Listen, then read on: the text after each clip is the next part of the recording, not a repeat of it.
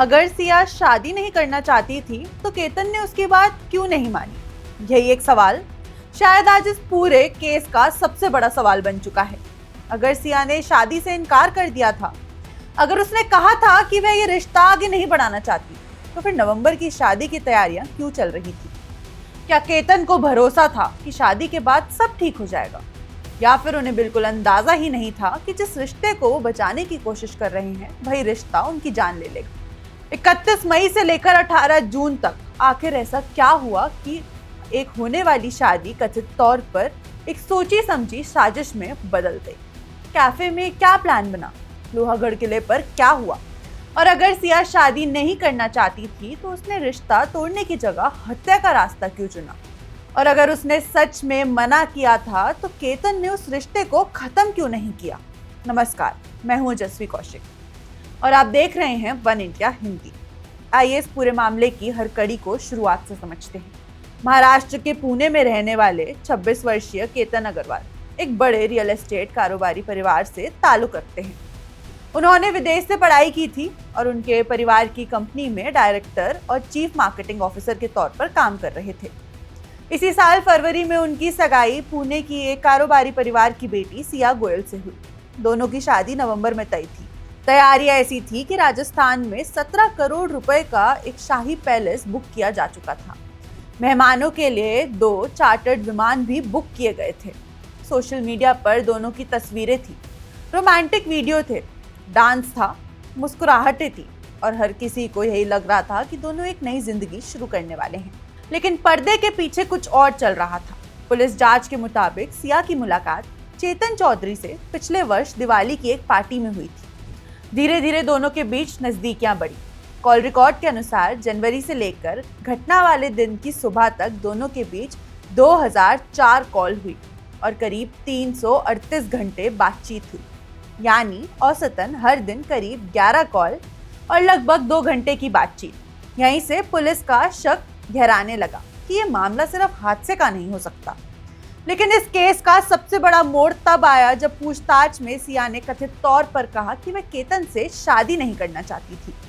उसने पुलिस को बताया कि उसने केतन से कहा था कि वह ये रिश्ता आगे नहीं बढ़ाना चाहती और शादी नहीं करना चाहती।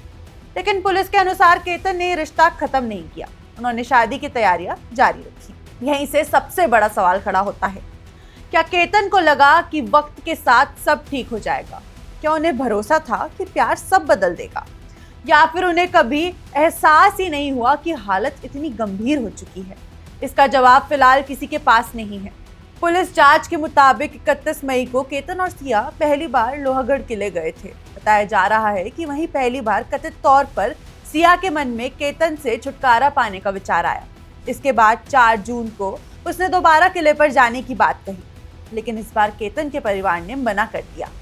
इसी बीच 6 जून को पूरा परिवार बाली ट्रिप पर जाने वाला था। यहाँ भी एक नया विवाद सामने आया। केतन के पिता विशाल अग्रवाल का आरोप है कि एयरपोर्ट पहुंचने पर पता चला कि केतन का तो पासपोर्ट ही गायब है। उनका आरोप है कि पासपोर्ट जानबूझकर हटाया गया था ताकि बाली ट्रिप रद्द हो जाए।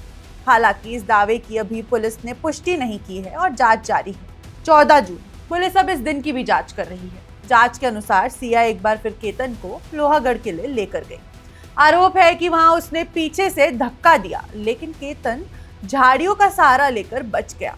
जब उन्होंने पूछा कि धक्का क्यों दिया गया, तब सिया ने कथित तौर पर कहा कि वहां सांप था और उसे बचाने के लिए धक्का दिया गया। उस समय केतन ने इस बात पर भरोसा कर लिया, लेकिन अब पुलिस इसी घटना को कथित दूसरी हत्या की कोशिश मानकर जांच कर रही है। 17 जून घटना से ठीक एक दिन पहले पुलिस सूत्रों के मुताबिक सिया और चेतन एक कैफे में मिले। आरोप है कि यहीं बैठकर दोनों ने कथित तौर पर पूरी योजना को अंतिम रूप दिया।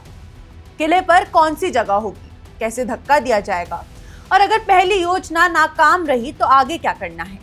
यहाँ तक कि पुलिस का दावा है कि अगर लोहागढ़ किले पर योजना सफल नहीं होती तो बाद में सड़क हादसे का बैकअप प्लान भी तैयार था। हालांकि इन सभी पहलुओं की जांच अभी जारी है। अब बात करते हैं 18 जून की। ये वही दिन था जिसने पूरे केस की दिशा बदल दी। सिया ने केतन को प्री वेडिंग फोटोशूट और जन्मदिन ट्रिप का बहाना बनाकर लोहागढ़ किले चलने के लिए कहा। शुरुआत में पुलिस को बताया गया कि फोटो खींचते समय तेज हवा चली, केतन का पैर फिसला और वह गहरी खाई में गिर गया। मामला दुर्घटना मान लिया गया। करीब 3 घंटे चले रेस्क्यू ऑपरेशन के बाद केतन का शव बाहर निकाला गया, लेकिन कहानी यहीं खत्म नहीं होती। केतन के परिवार को कई बातें खटकने लगी। परिवार का कहना है कि सिया के जवाब बदल रहे थे। केतन की बहन को उसके हाव भाव पर शक हुआ। इसके बाद परिवार ने पुलिस से दोबारा जांच की मांग की। यहीं से ये केस पूरी तरह बदल गया। पुलिस ने कॉल रिकॉर्डिंग निकाली, सीसीटीवी फुटेज देखे और एक नया चेहरा सामने आया, चेतन चौधरी। सीसीटीवी में एक युवक गर्मी के मौसम में हुडी पहनकर किले के आसपास घूमता दिखाई दिया। पुलिस का दावा है कि वही चेतन था। जांच में ये भी सामने आया कि चेतन सिया और केतन से पहले ही किले पर पहुंच चुका था और बाद में उनके पीछे पीछे सुनसान जगह तक गया। आरोप है कि वहीं दोनों ने मिलकर केतन को करीब 400 फीट गहरी खाई में धक्का दे दिया और बाद में इसे हादसा दिखाने की कोशिश की। इसी आधार पर पुलिस ने पहले चेतन और फिर सिया को गिरफ्तार किया।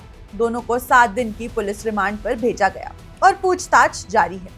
इसी बीच पुलिस ने चेतन की दुकान में काम करने वाले कर्मचारी को भी हिरासत में लिया। जांच में सामने आया कि घटना वाले दिन चेतन उसके मोबाइल फोन का इस्तेमाल कर रहा था। पुलिस को शक है कि उसी फोन से सिया से संपर्क किया गया होगा। इस पहलू की भी जांच जारी है। एक और बड़ा सवाल अभी भी बाकी है, क्या इस कथित साजिश में सिर्फ 2 लोग थे या फिर कोई और भी शामिल था? पुलिस अब फॉरेंसिक सबूत जुटा रही है, डिजिटल रिकॉर्ड खंगाल रही है। ये भी जांच हो रही है कि कहीं किसी और व्यक्ति की भूमिका तो नहीं है।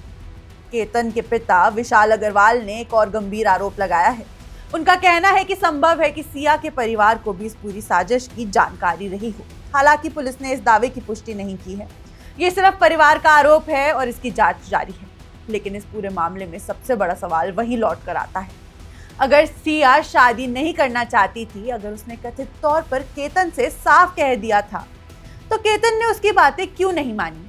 क्या उन्हें उम्मीद थी कि शादी के बाद सब ठीक हो जाएगा? क्या उन्होंने रिश्ते को बचाने की कोशिश की, या फिर उन्हें कभी एहसास ही नहीं हुआ कि सामने वाला इंसान इस रिश्ते से पूरी तरह बाहर निकलना चाहता है? इन सवालों के जवाब फिलहाल जांच और अदालत की प्रक्रिया से ही सामने आएंगे। फिलहाल इतना तय है कि जो मामला पहले एक हादसा माना जा रहा था, वह अब कथित हत्या की साजिश में बदल चुका है। सिया और चेतन पर लगे आरोप अभी अदालत में साबित होने बाकी हैं। पुलिस जांच जारी है, अंतिम फैसला अदालत ही करेगी। लेकिन अगर जांच में सामने आई बातें सही साबित होती हैं, तो ये सिर्फ एक मर्डर केस नहीं होगा, बल्कि भरोसे, रिश्ते और धोखे की ऐसी कहानी होगी जिसने पूरे देश को झकझोर कर रख दिया।